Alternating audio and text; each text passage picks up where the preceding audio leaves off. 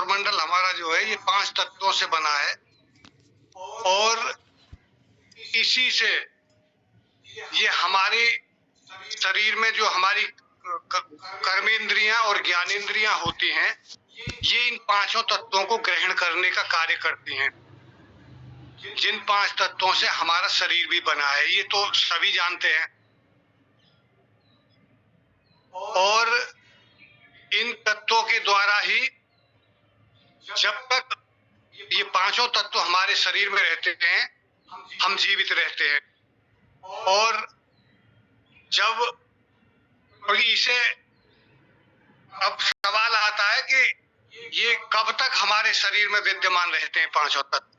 जब तक हमारी 10 इंद्रियां इस ब्रह्मांड से इन तत्वों को ग्रहण करने की क्षमता रखते हैं, तब तक हम जीवित रहते हैं। जैसे ही हमारे ये कर्मेंद्रियां ग्रहण करने की क्षमता खो देती हैं, तो हमारे शरीर के पांचों तत्व ब्रह्मांड में विलीन हो जाते हैं और हमारी मृत्यु हो जाती है। अब प्रश्न उठता है कि ये पांचों तत्व हैं कौन कौन से? इसमें जल तत्व है, पृथ्वी तत्व है, आकाश तत्व है, वायु तत्व और अग्नि तत्व।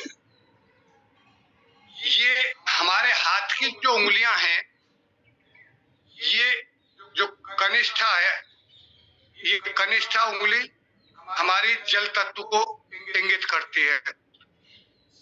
अनामिका उंगली पृथ्वी तत्व का प्रतीक है और ये मध्यमा उंगली आकाश का प्रतीक है और जो तर्जनी उंगली है ये वायु का प्रतीक है। अंगूठा जो है हमारा, ये अग्नि का प्रतीक। इनकी एक रेशो होती है हमारे शरीर में पांचों तत्वों की, जिसके द्वारा हमारा शरीर कार्य करता है। इनका अनुपात जब कभी भी गड़बड़ा जाएगा, डिस्टर्ब हो जाएगा, तो पहले मैं थोड़ा जानकारी दूंगा कि इनका अनुपात क्या है, रेशो क्या है। जल तत्व की हमारे शरीर में 72% मात्रा होती है, पृथ्वी तत्व 12% होता है, आकाश तत्व 6% होता है, वायु तत्व 6% होता है और अग्नि तत्व 4%। इस तरह से ये इस रेशो में हमारे शरीर के अंदर पांचों तत्व काम करते हैं। जब कभी भी हमारे शरीर में इन तत्वों में कोई भी घटबड़ हो जाएगी, यदि तत्व विशेष कोई बढ़ जाएगा या कम हो जाएगा, हमारे शरीर के हार्मोन्स डिस्टर्ब हो जाते हैं और हम अस्वस्थ, बीमार हो जाते हैं। अब सवाल ये है कि लॉजिक है कि हम स्वस्थ कैसे हों। मान लीजिए हम डॉक्टर के पास गए, उन्होंने दवा दी, हमें लाभ हो गया, लेकिन हमारी मुद्रा चिकित्सा ये कहती है कि वो परमानेंट इलाज नहीं है हमारा, वो वैकल्पिक उपचार है केवल। क्योंकि जो चीज जिस चीज से बनी है उसका उपचार भी उसी से होगा। सपोज लकड़ी की कोई वस्तु है, कोई टेबल है या कुर्सी है लकड़ी की, तो उसकी मरम्मत लकड़ी से ही होगी। यदि कपड़ा हमारा फट गया है, कपड़ा किस चीज से बनता है? धागे से, तो उसकी मरम्मत धागे से ही होगी। चूना ईंट से बनी हुई दीवार अगर टूट जाती है तो उसकी मरम्मत चूना ईंट से ही होगी। इसी सिद्धांत पे ये मुद्रा चिकित्सा कार्य करती है। यदि हमारा सपोज वायु तत्व बढ़ जाता है और उसके बढ़ने से हमारे शरीर में बीमारी होती है, तो हमें वायु तत्व को घटाना होता है, कम करना होता है, और जैसे ही वो हमारा उस अनुपात में आ जाता है, हम स्वस्थ हो जाते हैं। अब सवाल ये है कि विशेष तत्व को घटाने के लिए क्या करते हैं और बढ़ाने के लिए क्या करते हैं। जैसे ये वायु तत्व का प्रतीक है तर्जनी उंगली, यदि हम इससे मोड़ के अंगूठे की जड़ में लगा दें और इसके ऊपर अंगूठे का हल्का सा दबाव रखें, तो वायु का बंध लग जाता है ये, और वायु का बंध लगने से वायु बढ़ी हुई वायु कम होने लगती है। और वायु के बढ़ने से क्या होता है, वायु के बढ़ने से हमारे शरीर के अंदर जितनी भी रक्त संचार प्रणाली है, वायु का स्वभाव होता है, ये नमी को एब्जॉर्ब करती है वायु। तो जब वायु हमारे शरीर की किसी भी नस के अंदर प्रवेश कर जाती है, तो ये अंदर की चिकनी और मुलायम सतह को नमी खत्म हो जाने के कारण वो खुरदरी और शुष्क हो जाती है, जिसके कारण रक्त संचार में कमी आ जाती है। और जहां भी रक्त संचार में कमी आ जाएगी, वहीं हमारे शरीर में दर्द होना शुरू हो जाएगा। यदि रक्त संचार सही कर दिया जाए तो हमारा शरीर में जहां भी दर्द है वो खत्म हो जाएगा। इसी सिद्धांत से ये मुद्राएं काम करती हैं। यदि हमें कोई विशेष तत्व घटाना है तो वो हमें ऐसे मोड़ के अंगूठे की जड़ में लगानी होगी। यदि तत्व बढ़ाना है तो हमें इस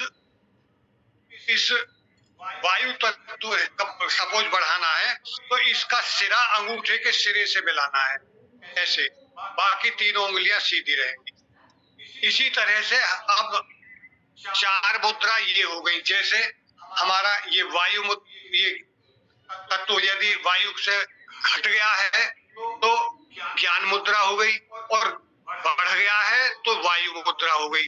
यानी एक दूसरे के एंटी हैं ये। तो हमारी 4 मुद्राएं तो होती हैं विशेष तत्व को बढ़ाने की, और 4 मुद्राएं होती हैं उन्हें घटाने की। तो 8 मुद्रा तो हो जाती हैं तत्व घटाने या बढ़ाने। इन्हें बोलते हैं हम तत्व मुद्राएं। जैसे वायु मुद्रा, ये आपकी ज्ञान मुद्रा, ये आपकी वायु मुद्रा, ये आकाश मुद्रा, ये शून्य मुद्रा, ये पृथ्वी मुद्रा, ये आपकी सूर्य मुद्रा, ये आपकी इंद्र मुद्रा या भूदी मुद्रा, और यदि इसे नीचे लगा दें तो वरुण मुद्रा। यानी ये 4 बढ़ाने की, 4 घटाने की, इस तरह से ये 8 तत्व मुद्राएं होती हैं। उसके बाद होती हैं प्राणिक मुद्राएं। प्राणिक मुद्राएं जिनमें प्राण मुद्रा का वो होता है। अब हमारे शरीर में 5 प्राणवायु होते हैं, 5 तरह के, जिनमें प्राणवायु, व्यान वायु, अपान वायु, समान वायु और उदान वायु। तो इन सब के लिए अलग प्राणिक मुद्राएं हैं। फिर जैसे यदि हम जल वाली कनिष्ठा उंगली, यानी जो हमारी जल का प्रतीक है, ये और पृथ्वी तत्व वाली दोनों के सिरे अंगूठे से मिला देते हैं तो ये प्राण मुद्रा हो जाती है।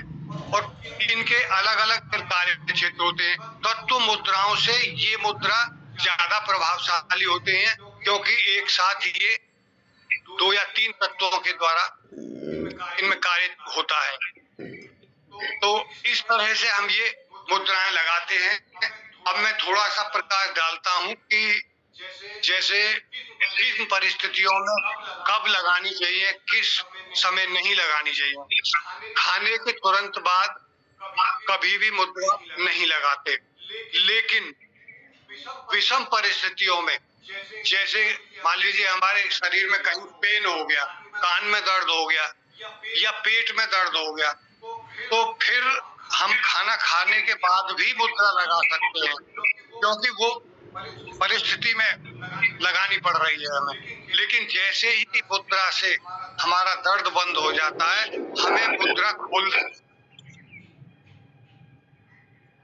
जैसे आपकी यदि कान में दर्द हो गया किसी के में, तो हम शून्य मुद्रा लगाते हैं। बहुत कम समय में ही, लगभग 3 मिनट में कान का दर्द बंद